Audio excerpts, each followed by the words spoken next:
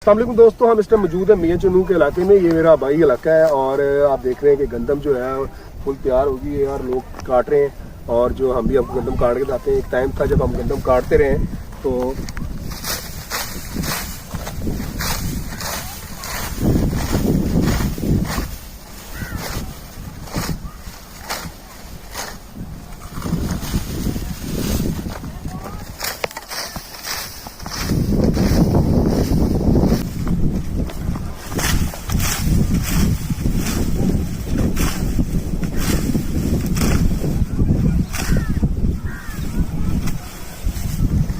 इस तरह से काटने के बाद जो है इसकी जो है जिसका पंजाबी में कहते हैं परियां बन जाएंगी। परियां बनने के बाद जो है थ्रेशर के साथ आजकल तो दूसरा भी चल रहा है सिस्टम, वो जो है उससे भी कर रहे हैं, मशीन से डायरेक्ट भी काट रहे हैं। लेकिन ये हम आपको सिक्टे में से